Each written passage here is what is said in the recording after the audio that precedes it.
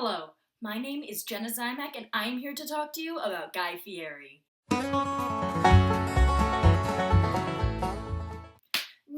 let me start with the fact that everybody's different. I don't really know what comes to your mind when I say the name Guy Fieri.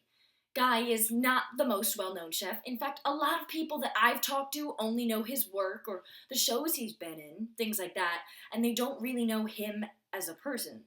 And to be honest, many of the people that I talked to didn't really care about him. Still, there were others who did know who he was and had strong opinions. Junior Holly Whitson's called him a zesty man. Freshman Aiden Dowling said, "He takes me to Flavortown," if you know what I mean. Now, I have no idea what he means, but he did make a clever reference to Guy Fieri's catchphrase, "Welcome to Flavortown." Going back to people's opinions, we find out that not all of them are positive. Freshman Julian Morrell made a face when I asked him about the chef. Guy? More like gag. Sophomore Emily Dunn was more shocked than disgusted, asking, "Are you really doing your speech on Guy Fieri?" Yes, Emily. Yes, I am. Despite everyone having different opinions, there is one thing that nobody can argue.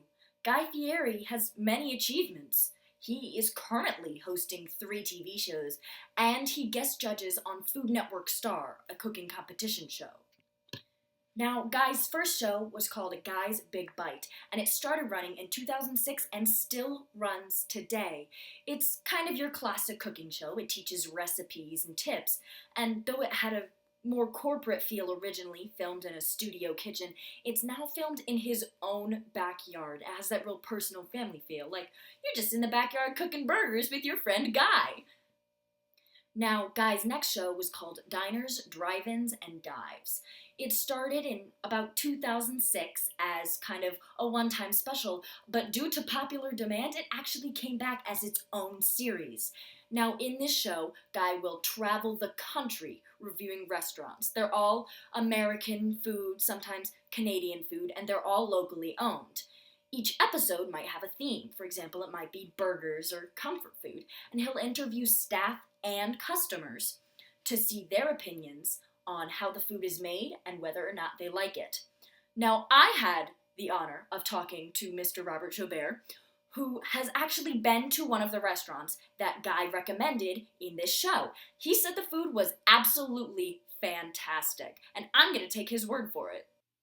Guy's third show is called Guy's Grocery Games, or sometimes nicknamed the Triple G. Starting in 2013, it still runs today, and it's a reality-based competition show where he will have contestants run through Flavortown Market, and they'll pick up anything they might need to make a meal. He will then give them a challenge or competition, and they will have to use only what they picked up to cook. And the challenge is usually something weird. One time he had people use the ingredients from a cherry pie and incorporate them into roast chicken. However, the big kicker here is that any contestant on the show could win $20,000.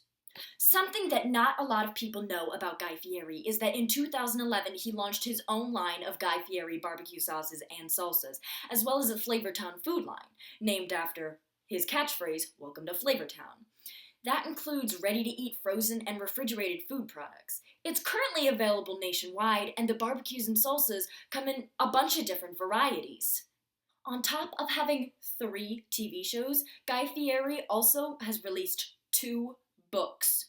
His first one, which was named after his most popular TV show, Diners, Drive-Ins, and Dives, an all-American road trip with recipes, told us all about his experiences filming the show.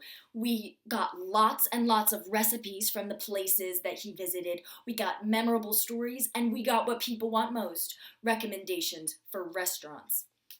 The second book he released was a follow-up book, and it was called More Diners, Drive-Ins, and Dives, another drop-top culinary cruise through America's finest and funkiest joints. It hit stores about a year later and had a lot of the same stuff, just from later seasons.